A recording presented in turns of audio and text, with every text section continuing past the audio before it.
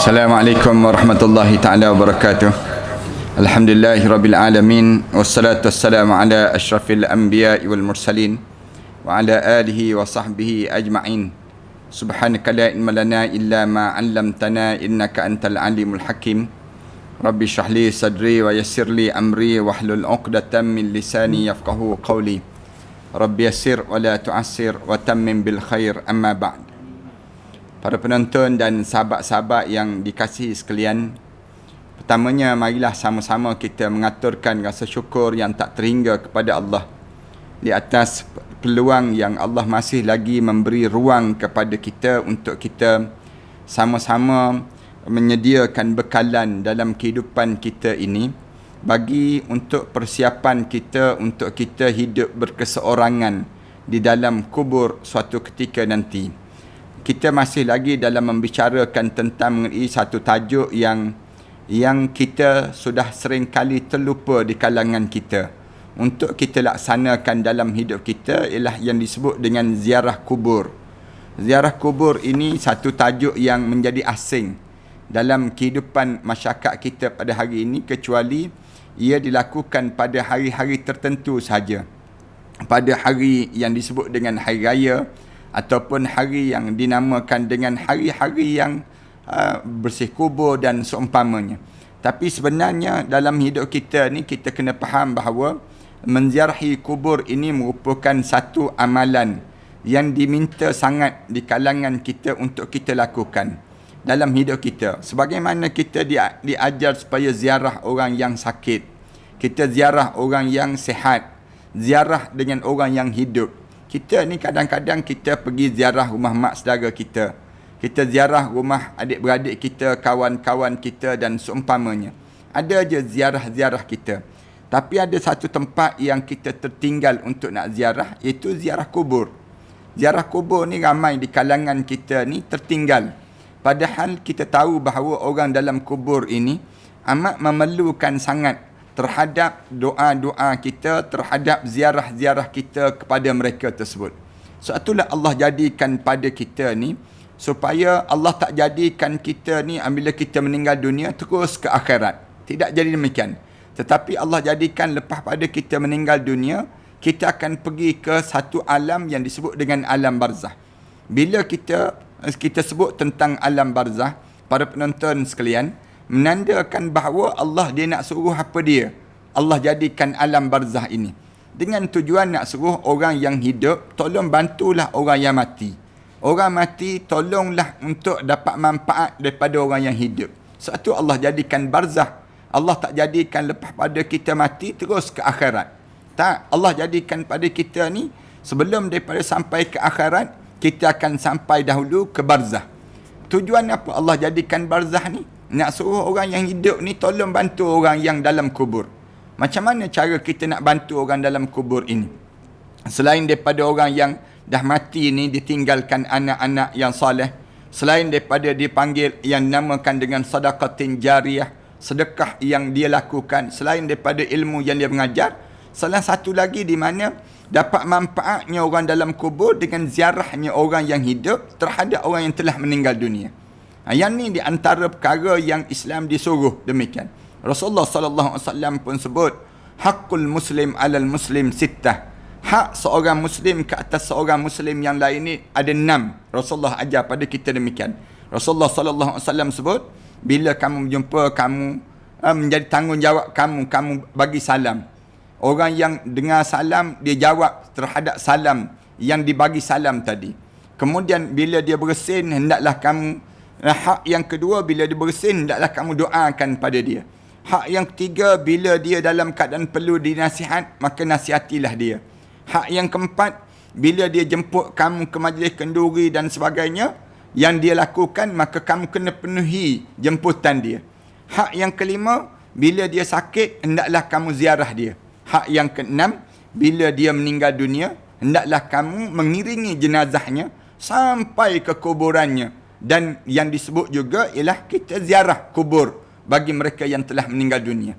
Tuan-tuan, sahabat-sahabat sekalian, boleh jadi kita akan ziarah orang-orang yang, kalau kita ziarah juga, kita ziarah siapa? Ziarah orang yang yang kita kenal saja, ataupun dengan mak kita, ayah kita. Kubur kawan-kawan kita, kita tak ziarah dah. Kita ziarah dia waktu mana dia hidup. Pelik kan? Waktu mana dia dah meninggal dunia, kita tak ziarah dah dia. Sedangkan perlunya kita bila kita bersahabat ni, kita ziarah. Dia hidup, kita ziarah. Dapat pahala bila kita ziarah dia. Kemudian bila dia meninggal dunia pun, kita ziarah juga kuburnya. Pun dapat pahala juga. Yang kita bincang sebelum daripada ni para penonton sekalian. Bila kita dalam keadaan yang sebelum daripada ni banyak hadis-hadis dan riwayat-riwayat yang cerita pada kita tentang mengenai kepentingan untuk kita ziarah orang dalam kubur. Sebab apa dia? Bila kita ziarah orang dalam kubur ni, di saat yang kita datang, kita bagi salam, seluruh penduduk kubur tu akan jawab salam yang kita bagi salam. Kenapa besar sangat ke bagi salam? Besar. Salam-salam ni doa. Salam-salam ni maknanya tanda perdamaian. Tanda kitanya nak suruh dia dapat kebaikan. Sebab itulah bagi salam sunat hukum dia. Tapi jawab salam wajib dalam Islam. Padahal kita kata, kenapa yang sunat dibalas dengan yang wajib? Kita sebut demikian. Kerana apa dia? Kerana yang sunat dilakukan tadi dibalas dengan yang wajib ini, nak menunjukkan yang sunat ni penting dilakukan, maka membalas pada yang sunat ini menjadi satu keutamaan dalam kehidupan kita. Allah jadikan demikian pada diri kita amalan. Bila kita bagi salam pada orang dalam kubur jawab salam kita. Dalam hadis yang cerita yang banyak, dalam asar yang cerita demikian juga, Rasulullah sebut, sebelum daripada ni aku larang kamu pergi ziarah kubur. Tapi sekarang ni kamu pergi ziarah kubur. Kerana dengan ziarah kubur ni dua-dua manfaat. Yang hidup pun manfaat, yang mati pun dapat manfaat. Dua-dua dapat memberi manfaat. Bila kita ziarah kubur ni, bukan manfaat untuk diri kita saja, ataupun manfaat untuk orang dalam kubur saja. Tetapi dua-dua ni dapat manfaat. Kita yang ziarah ni dapat manfaat, manakala orang dalam kubur tu dapat manfaat. Manfaat apa kita yang ziarah ni? Rasulullah sebut, bila kamu ziarah kubur, tuzakkirul maut, mengingatkan kamu kematian.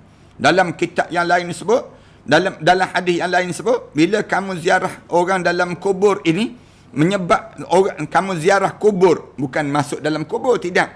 Tapi kamu ziarah kubur, maka orang dalam kubur ni dapat manfaat daripada doa yang kamu bagi salam.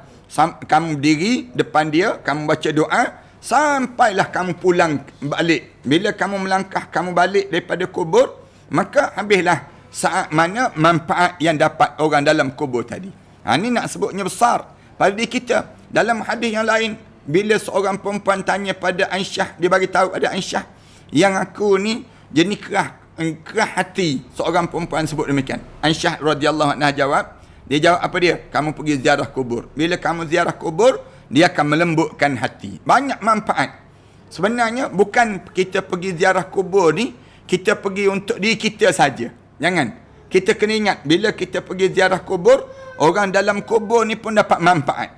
Dapat manfaat apa dia? Manfaat daripada ringannya kubur dia. Kemudian malaikat bagi tahu, hamba Allah ni datang.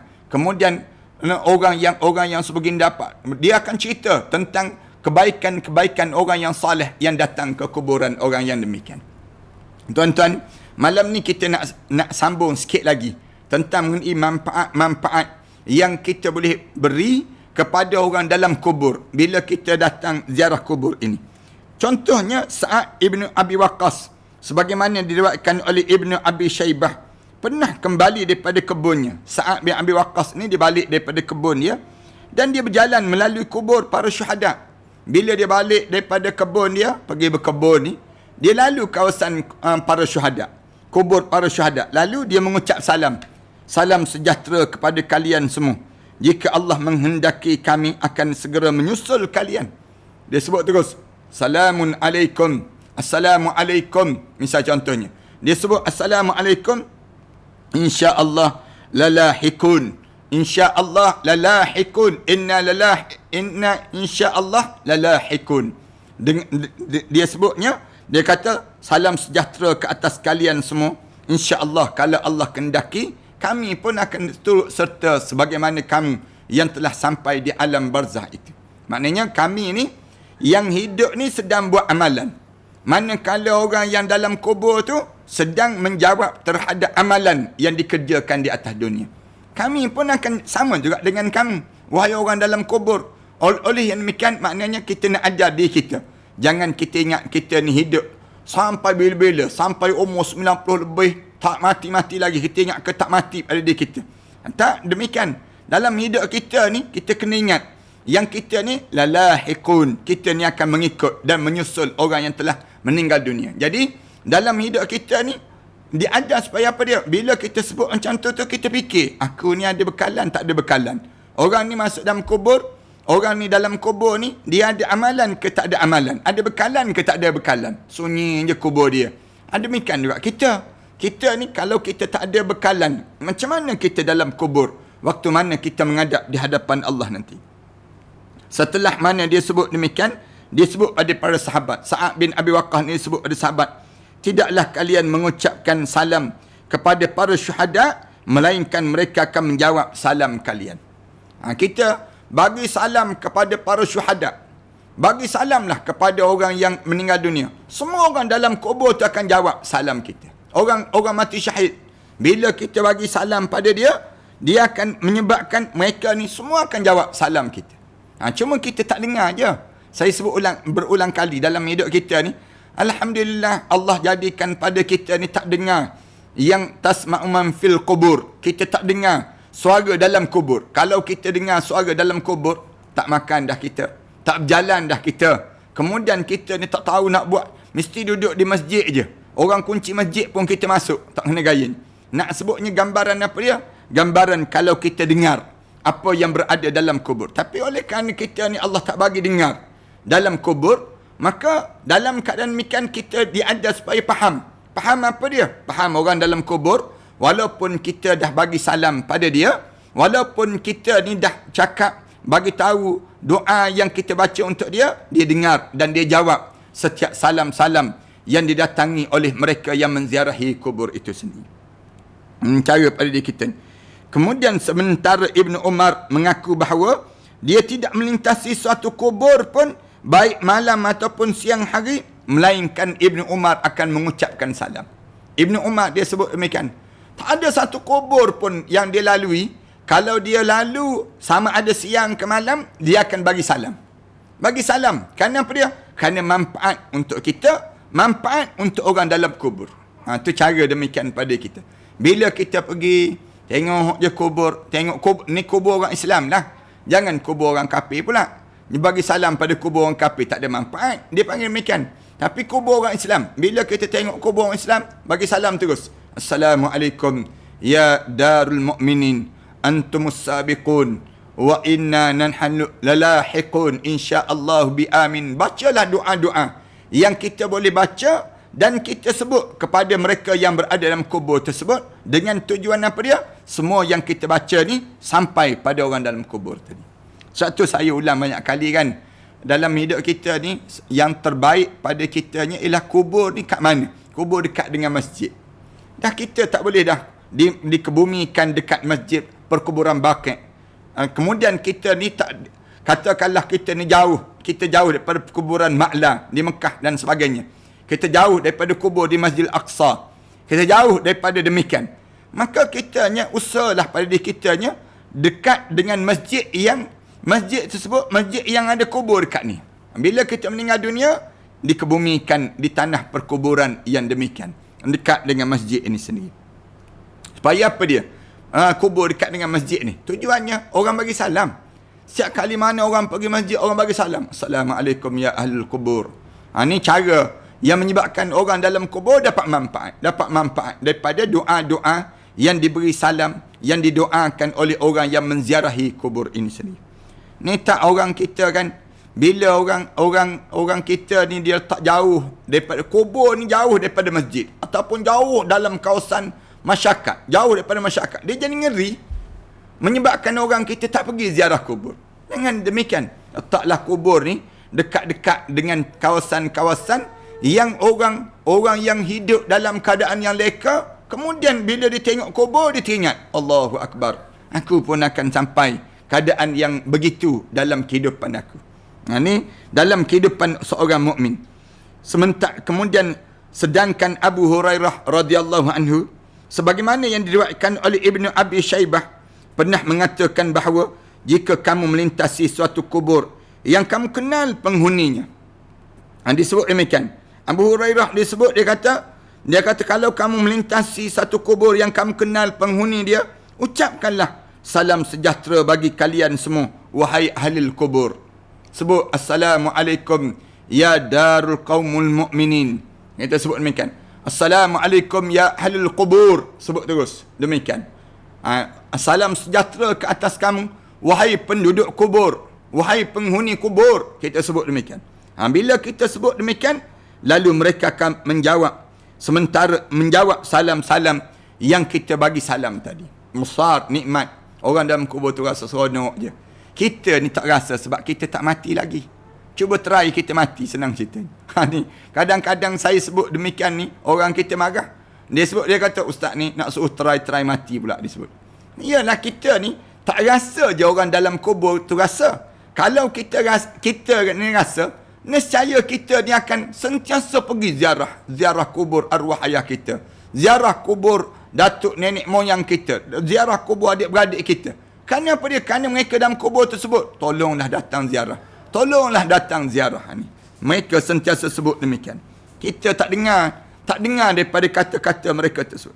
Al-Hasan berkata bahawa siapa saja yang masuki kubur lalu dia mengucap, ya Allah, Tuhan pemelihara jasad-jasad yang binasa dan tulang belulang yang hancur lumat, yang pergi meninggalkan dunia dengan keimanan kepada kami.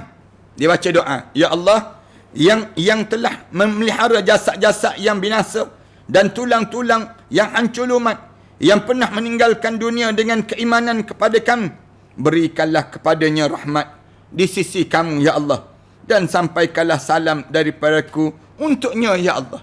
Ini dibaca doa demikian. Nescaya akan dimohonkan ampunan baginya oleh kaum muslimin dan mukminin yang meninggal sejak diciptakan Nabi Adam oleh Allah Subhanahu wa taala. Allahu akbar. Siapa yang baca doa ni, dia pergi baca doa pada penduduk kubur.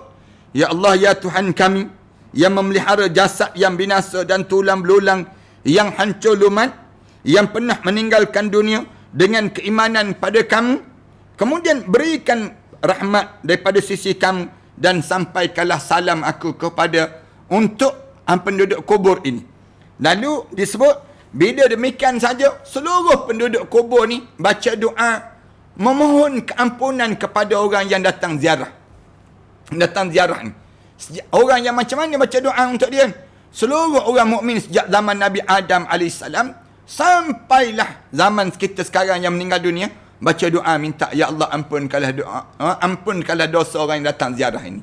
Tengok nama manfaat dipanggil. Manfaat orang dalam kubur, tolong doa keampunan untuk orang yang datang ziarah. Katanya Al-Hasan sebut demikian. Maknanya orang dalam kubur yang meninggal dunia yang dalam keadaan soleh tu, doakan, mengharapkan dipanggil. Mengharapkan, ya Allah kamu ampun. Yang mengharapkan tu sejak daripada mana? Sejak zaman Nabi Adam alaihi salam sampailah kepada umat yang berada sekarang ini. Yang dalam keadaan sekarang ini, dia berdoa minta, ya Allah ampunkanlah orang datang ziarah kubur aku ni, ya Allah. Semuanya baca doa untuk seorang. Kita datang kat Malaysia, berada dekat bumi Malaysia, misal contohnya kubur di Malaysia, orang Brunei, orang Singapura, orang daripada Arab Saudi, seluruh dunia ni semua baca doa untuk kehadiran kita di tanah kubur yang kita datang ziarah tadi. Allahu akbar. Kita ni sekarang kita rasa hidup atas dunia ni, orang kita dia rasa nikmat je atas dunia. Dia tak peduli lagi bagaimana orang dalam kubur.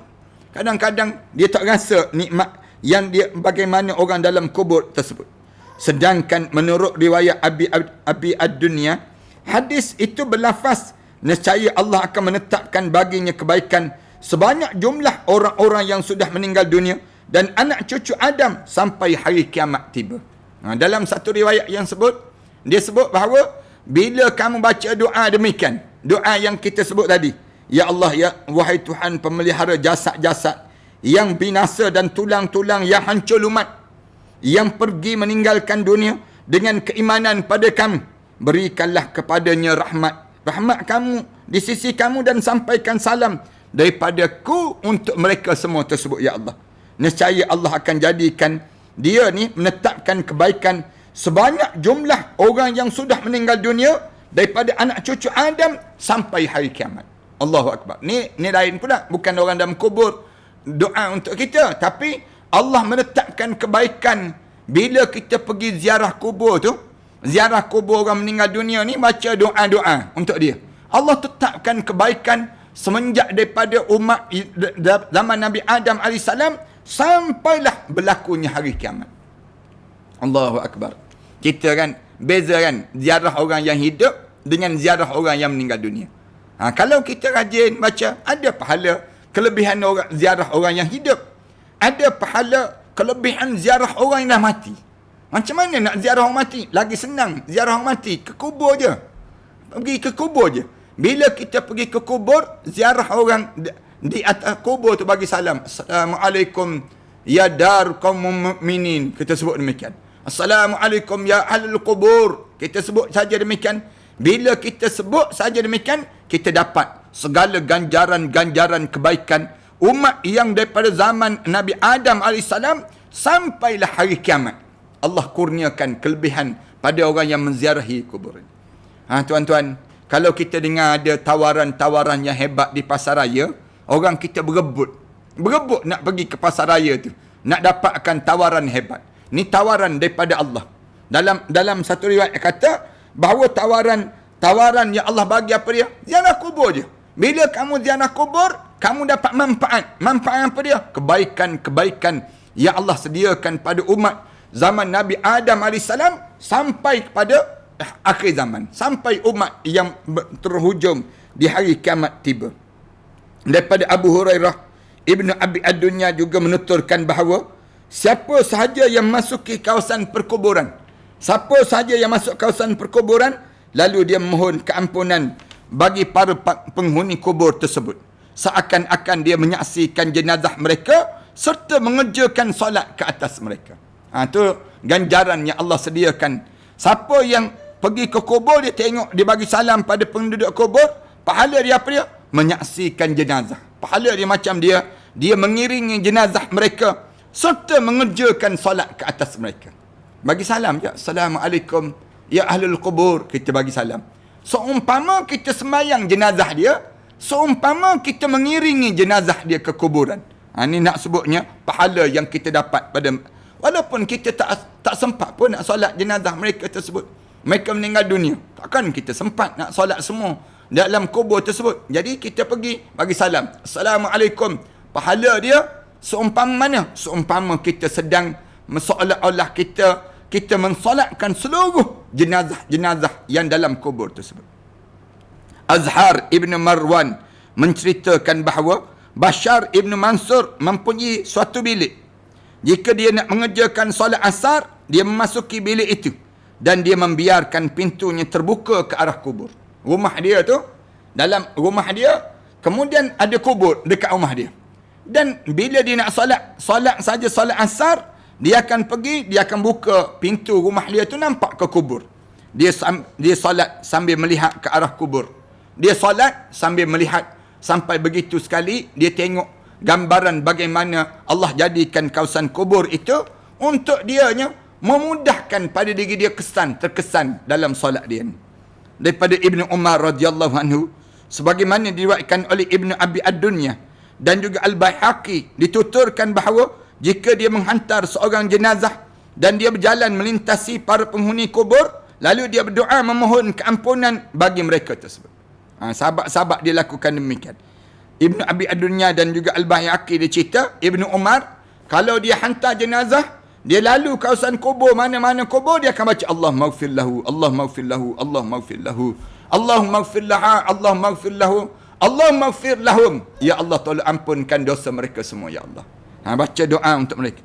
Ibnu Abi Ad-Dunya dan Al-Baihaqi menuturkan riwayat daripada seorang yang berasal daripada keluarga Asim Al-Jahdari.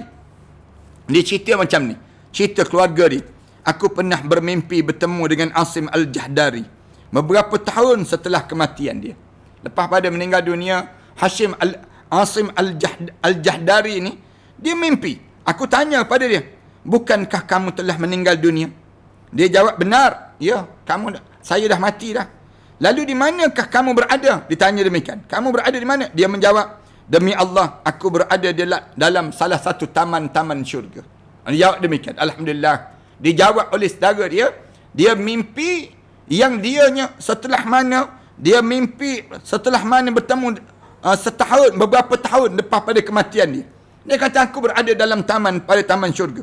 Aku dan beberapa orang daripada sahabat aku berkumpul pada setiap malam Jumaat dan pagi hari untuk menemui Bakar Ibnu Abi Abdillah Al-Muzni bagi mendapatkan kabar berita mengenai kalian. Kami ni meninggal dunia dah, tapi pagi-pagi Jumaat, bila kami akan berkumpul pagi Jumaat dan hari Jumaat ni untuk menemui Bakar Ibnu Abdillah Al-Muzni. Di kalangan roh-roh ni berkumpul. Dan berjumpa dengan Ibnu Abdillah ni, Bakar Ibnu Abdillah, bagi mendapat khabar, berita mengenai kalian. Lebih lanjut aku tanya, apakah yang berkumpul itu, jasad ataupun roh kalian? Kami nak tahu lah. Yang berkumpul-kumpul di alam kubur ni, roh ke jasad? Ditanya demikian. Dia menjawab, tidak mungkin itu dilakukan jasad kami. Jasad tak ada. Sebab kerana jasad kami telah binasa. Tetapi yang melakukan pertemuan itu adalah para roh yang berkumpul. Bila berkumpul? Pagi Jumaat. Bila pagi Jumaat? Kenapa? Nak tanya khabar orang yang hidup. Macam mana orang yang hidup ni? Sedang buat apa dia? Cerita apa dia? Lalu apakah kalian mengetahui ziarah yang kami lakukan terhadap kalian? Lalu ditanya oleh saudara dia, tanya pada Asim Al-Jahdari ni. Dia tanya, kalau kami ziarah kamu tahu tak kami ziarah kamu? Dia tanya dalam mimpi tadi. Dia menjawab, ya, kami mengetahui pada malam Jumaat dan hari Jumaat secara keseluruhan serta hari Sabtu sampai terbitnya matahari. Allahu Akbar. Dia sebut, kami start daripada hari Khamis malam Jumaat, diceritakan. Orang ni, keluarga kami begini, diberitahu, ditunjukkan keadaan sampai bila? Sampai hari Sabtu, bila terbitnya matahari pada pagi Sabtu. Tu cara demikian. Hari Jumaat, hari Khamis, start daripada petang Khamis, malam Jumaat tu, start daripada situ kami berkumpul. Roh-roh orang yang soleh-soleh ni berkumpul. Mendengar berita-berita, kabar berita, setiap orang yang hidup, macam mana keluarga dia yang hidup. Daripada siapa? Daripada orang soleh yang meninggal dunia ni. Mana-mana orang soleh meninggal dunia, dikumpulkan roh di kalangan mereka dan dengar cerita orang yang hidup macam mana. Termasuklah orang yang datang ziarah dan sebagainya. Aku tanya lagi, mengapa pada hari itu saja dan tidak semua hari? Aku tanya lagi, Asim Al-Jahdari, keluarga dia yang meninggal dunia bertahun-tahun, dia menjawab, kerana keistimewaan dan keagungan hari Jumaat. Kami tanya, kenapa pada hari nak dengar berita ni pada hari-hari tertentu saja ke? Pada hari Jumaat saja ke? Pada hari Jumaat saja? Kenapa jadi demikian? Dia jawab, kerana keagungan hari Jumaat. Kelebihan hari Jumaat. Bila sebut hari Jumaat, dia ada kelebihan tersendiri. Keduanya juga menuturkan riwayat daripada Bashar Ibn Mansur. Dia menceritakan bahawa ada seorang pulang dan pergi pada majlis pengkebumian. Dia juga sentiasa ikut mengerjakan solat jenazah. Jika petang hari tiba, dia berdiri di pintu kubur seraya mengucap, semoga Allah menghiburkan kalian, menyayangi kesendirian kalian, mengampuni dosa-dosa kalian dan menerima semua kebaikan kalian. Tidak ada kalimah lain yang diucapkan selain kalimah yang di atas ini. Lebih lanjut, orang itu berkata, pada suatu malam, aku pulang ke rumah menemui keluargaku dan tidak mendatangi kubur. Ketika mana aku tidur, tiba-tiba aku bermimpi ramai orang yang mendatangi aku. Satu hari, aku tak datang ke kubur, tak ziarah kubur. Malam tu aku mimpi ramai orang datang mendatangiku. Aku tanya, siapa kalian ini? Apakah keperluan kalian? Mereka menjawab, kami adalah penghuni kubur. Aku tanya lagi, apa yang menyebabkan kalian datang padaku dalam mimpi ini? Dalam mimpi ini datang. Mereka menjawab, kamu sudah membiasakan memberi sesuatu pada kami. Pada saat kepulangan kamu menemui keluarga kami. Aku bertanya, pemberian apa itu? Mereka berucap, doa-doa yang kamu doakan pada kami, panjatkan untuk kami. Setelah mana kamu tengok saja kubur, kamu akan baca doa tadi. Semoga Allah menghiburkan kalian, menyayangi kesendirian kalian, mengampuni dosa-dosa kalian dan menerima semua kebaikan daripada kalian. Satu hari dia balik-balik, dia tak singgah, tak baca doa demikian. Malam tu mimpi terus. Mimpi orang dalam kubur yang dalam keadaan yang datang. Kerana apa dia? Biasanya kamu akan baca doa pada kami. Tiba-tiba hari ni kamu tak baca doa pada kami. Allahu Akbar. Orang itu berkata lebih lanjut, setelah itu aku pun membiasakannya. Mulai daripada hari itu, bila lalu je kawasan kubur, aku akan baca doa. Lalu je kawasan kubur, aku akan baca doa. Ini sifat orang mukmin. Orang mukmin ni kita jadi demikianlah. Amalan kita lah, tolong orang. Jangan tolong orang hidup je. Tolong samalah orang meninggal dunia. Orang kita ni dia faham, kena tolong ni tolong orang hidup je. Orang mati dia tak nak tolong. Macam mana nak tolong orang mati? Baca doa. Baca doa, kita baca doa-doa. Kita pergi dekat kubur, kawasan kubur dia, dan kita baca doa-doa yang baik untuk mereka. Orang itu berkata lebih lanjut lagi. Setelah itu, aku pun membiasakannya. Bashar Ibn Mansur mengatakan, setelah itu orang tersebut tidak pernah meninggalkan doa-doa tersebut. Mulai daripada hari itu, tak pernah ditinggalkan doa-doa tersebut. Abu Tayyah menuturkan bahawa Mutarrif pernah pergi ke padang belantara pada hari Jumaat. Dia berangkat pada awal malam dengan diterangi oleh cahaya yang terdapat pada pemukulnya. Ketika tengah malam, tiba-tiba dihinggapi rasa mengantuk. Dia rasa mengantuk yang masak. Sedangkan dia masih berada di atas kudanya. Tiba-tiba dia melihat seakan-akan setiap penghuni kubur duduk di atas kuburnya. Dia nampak begitu. Sekaligus, sekali imbas. Nampak benda yang demikian. Masing-masing mereka mengatakan, ini adalah Mutarrif yang datang pada hari Jumaat. Aku tanya, apakah kalian mengenal hari Jumaat di tengah-tengah kalian? Dia tanya balik orang penghuni kubur. Yang duduk atas kubur tu dia tanya, hari Jumaat pun kamu perasankah hari Jumaat? Kalau berlaku hari Jumaat, kamu tahukah hari Jumaat? Penghuni kubur menjawab, ya, bahkan pada hari itu kami mengetahui apa yang diucapkan oleh burung-burung sekalipun. Burung-burung yang berterbangan, yang bertasbih, berzikir pada Allah tu pun kami dengar. Lalu apa yang diucapkannya? Aku tanya, burung tu ucap apa dia? Burung itu akan berkata, salam sejahtera, salam sejahtera. Ini adalah hari yang baik. Ini adalah hari yang baik untuk kalian. Ini di antara doa-doa burung yang burung berucap pada hari Jumaat, berdoa kepada mereka yang berada dalam kubur itu sendiri. Ini di antara manfaat pada kita dah. InsyaAllah kita sambung sikit lagi cerita tentang ziarah kubur ini dalam masih juga menurut Ibn Abi Ad-Dunya daripada Al-Baihaqi disebut bahawa Al-Fadal Ibn Mawqif Ibn Khalid menuturkan cerita daripada Sufyan Ibn Uyainah. Dia berkata, ketika ayahku meninggal dunia, Sufyan bin Uyainah ni cerita, ketika ayah dia meninggal dunia, aku sangat sedih. Sehingga setiap hari aku mendatangi kuburnya setiap hari. Ini ada orang yang demikian.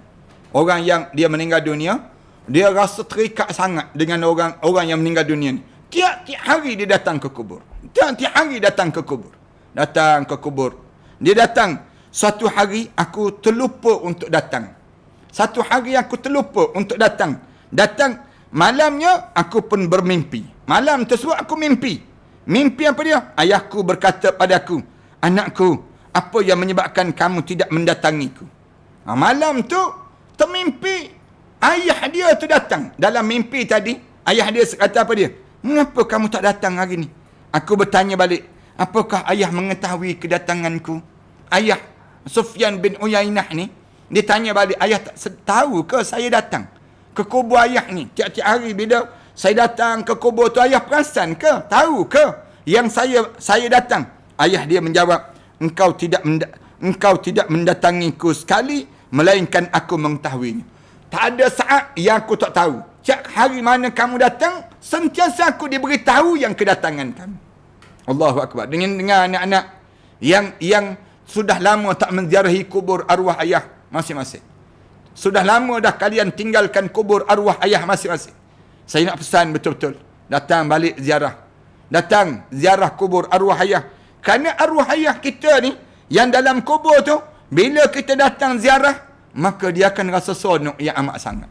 Dia akan diberitahu, aku merasa sangat suka dengan kedatangan kamu. Dan orang di sekelilingku pun merasa berbahagia dengan doa yang kamu panjatkan kepada Allah. Saat mana kamu berdoa, seluruh keliling kubur aku tu mendengar doa kamu, rasa gembira. Saat mana kamu berdoa kepada aku, dan aku rasa bahagia dengan kehadiran kamu. Allahu Akbar. Ni dengar ni, suara-suara daripada kubur. Suara-suara yang daripada kubur, yang memanggil-manggil kita untuk kita ni datang ziarah. Datang ziarah ke kubur mereka. Selanjutnya dia mengatakan, setelah itu aku sentiasa mendatangi kubur tadi, mendatangi kubur arwah ayahku ni, tanpa aku meninggalkan tempat yang demikian. Ibnu Abi Ad-Dunya dan Al-Baihaqi juga menuturkan riwayat daripada Uthman Ibnu Saurah. Ibunya adalah seorang yang taat beribadah dan dikenali dengan nama Rahibah. Uthman bin Saurah berkata, setelah ibuku meninggal dunia, mak dia meninggal dunia. Tadi ayah, ni mak pula. Ni dengar ni, pada anak-anak yang masih mempunyai ayah, ataupun anak-anak yang masih mempunyai ibu, ataupun anak-anak yang telah kehilangan ayah dan telah kehilangan ibu. Kalian dengar ni, yang diceritakan ni. Setelah ibu dia meninggal dunia, aku sentiasa mendatangi kuburnya setiap malam Jumaat. Ni, datang ke kubur tu pada malam Jumaat. Orang kita, kalau malam Jumaat, Allah, kita tak boleh lah. Kenapa tak boleh malam Jumaat? Hantu maklimah balik ke rumah, kita sebut demikian. Yang ni yang kita nak sebut pada diri kita ni. Ni nak gambarkan dia datang setiap malam Jumaat. Aku berdoa dan memohon keampunan. Aku berdoa kepada Allah, mohon keampunan untuknya, untuk semua ahli kubur. Pada satu malam, aku bermimpi bertemu dengan ibu aku. Aku bertanya, ibu, bagaimana keadaan ibu? Tanya khabar. Orang yang hidup ni tanya khabar pada orang yang mati melalui mimpi. Macam mana keadaan ibu? Tanya ibu dia, anakku, sesungguhnya kesedihan akibat kematian itu amat mendalam. Alhamdulillah. Dia sebut demikian. Aku berada di tempat yang terpuji. Ibu ni sebut pada anak dia. Anak dia kata, mak berada pada tempat yang terbaik. Tidur beralaskan raihan. Beralaskan raihan. Serta berbantalkan sutera yang kasar dan sutera yang halus. Aku tanya lagi, apakah ibu mempunyai keperluan tertentu? Makna apa dia? Dalam mimpi tu dia tanya, mak, makna apa mak? Kalau kiranya saya boleh hantar dan bantu pada ibu. Dia jawab, ya. Makna ada sesuatu. Apakah keperluan ibu? Makna apa ibu? Makna apa tu yang makna mak inginkan? Beliau menjawab, janganlah kamu meninggalkan ziarah dan doa yang pernah kamu lakukan kepada kami. Ni suara daripada kubur ni sebut. Dia kata apa dia? Jangan kamu tinggalkan daripada berhenti datang menziarahi kubur kami ini sendiri. Kamu datang dan lakukan pada kami. Sesungguhnya aku merasa terhibur dengan kedatangan kamu pada hari Jumaat itu. Pada malam Jumaat yang dia datang tadi. Malam Jumaat je dia datang. Malam Jumaat je dia datang.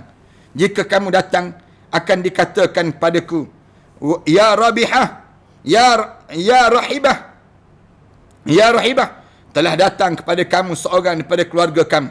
Aku pun merasa gembira karenanya, dan demikian juga dengan mayat-mayat berada di sekeliling aku ni, wahai anakku, gembira dengan kedatangan kamu pada malam-malam Jumaat tadi, yang kamu datang ziarah kubur aku ni, menyebabkan bukan aku saja gembira, bahkan sekeliling aku ni bergembira dengan kedatangan anak yang saleh ini sendiri. Al-Hafiz Ibn Rajab menerima khabar daripada Ali bin Abdul Samad yang diterimanya daripada Ahmad Al-Baghdadi. Ayah Ahmad Al-Baghdadi menuturkan bahawa Konstantin Ibn Abdullah Ar-Rumi menerima khabar daripada Al-Asad Ibn Musa, dan dia berkata, aku memiliki seorang teman yang sudah meninggal dunia. Lalu aku bermimpi bertemu dengan dia. Mimpi bertemu dengan orang yang telah meninggal dunia. Dia berkata padaku, subhanallah, kamu telah datang pada aku temanku si fulan dan berdoa untuknya dan serta memohonkan rahmat baginya, sedangkan engkau biarkan tidak kamu datangi dan dekati aku. Dia tegur demikian. Kawan dia tegur, kamu datang ziarah kubur kawan tu, kamu baca doa. Kamu tak datang nak ziarah aku. Aku tanya lagi. Aku tanya, tahukah apa yang aku kerjakan? Dia menjawab, kamu mendatangi kubur teman kamu, si fulan dan fulan melihat kamu. Aku dan dia, si fulan dan aku melihat kamu. Oh, dia kata, kamu buat tak reti ya. Bila kamu datang ziarah kubur, kamu datang ziarah kubur kawan tu saja. Manakala aku, kamu tak datang ziarah pula. Dia sebut demikian. Bagaimana mungkin kamu melihat aku sedangkan kubur kamu tertutup oleh tanah? Tanya lagi. Kamu nampak macam mana aku? Aku ke atas, kamu kat bawah. Macam mana kamu nampak aku? Lalu dia menjawab lagi. Bukankah kamu tidak dapat melihat? Bukankah engkau tidak dapat melihat air yang berada di dalam gelas? Ya, aku jawab. Ya. Lalu dia mengatakan, demikianlah kami melihat orang yang menziarahi kepada kami. Bila kami tengok saja, orang ziarah kami tengok macam orang yang ada air segelas begitu, kemudian dalam orang yang berada di sebelah kanan tersebut nampak bayang-bayang, balam-balam tu nampak itu. Allahu akbar. Abu Al-Jar Al-Hujaimi menuturkan, aku pernah mendatangi Nabi sallallahu alaihi wasallam, aku ucap, assalamu alaikassalam ya Rasulullah. Lalu beliau berkata, jangan kamu mengucap alaikassalam, kerana ia merupakan salam yang diucapkan bagi orang yang sudah meninggal dunia. Dengan demikian dapat dikatakan bahawa yang disunnahkan dalam ucapan salam bagi orang yang sudah meninggal itu berupa alaikumussalam, iaitu dengan mendahului kata alaikumussalam. Hal itu juga telah dibenarkan oleh hadis sebelumnya, tatkala mana Rasulullah mengucapkan salam, assalamualaikum dar qaumun mu'minin.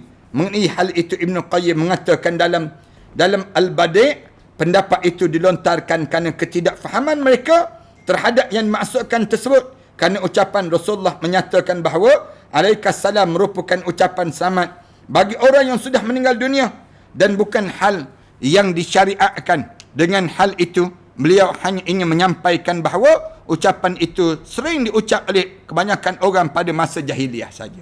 Kita berhenti setakat itulah. Mudah-mudahan Allah jadikan kebaikan daripada pertemuan kita ini, dan Allah jadikan pada diri kita, pada diri kita ni ada peluang je ziarah kubur. Ziarah kubur arwah ayah, arwah ibu, arwah adik-beradik kita, kerana di sana ada manfaat yang besar yang sedang kita lakukan dalam hidup kita dengan syarat jaga adab, jaga akhlak bila kita menziarahi kubur ini sendiri. Terima kasih di atas kesempatan yang baik. Mudah-mudahan Allah rahmati pertemuan kita dan Allah masukkan kita di kalangan hamba Allah yang saleh. Aku qouli hadza astaghfirullah li wa lakum. Wassalamualaikum warahmatullahi taala wabarakatuh. Bismillahirrahmanirrahim. Alhamdulillahirabbil alamin. Wassalatu wassalamu ala asyrafil anbiya'i wal mursalin wa ala alihi wa sahbihi ajma'in. Rabbana iftah bainana wa bain qaumina bil haqq wa anta khairul fatihin. Rabbana zalamna anfusana wa illam taghfir lana wa tarhamna lanakuna minal khasirin. Rabbana wa tub alaina innaka antat tawwabur rahim. Rabbana atina fid dunya hasanah fil akhirati hasanah wa qina adzabannar. Walhamdulillahi rabbil alamin.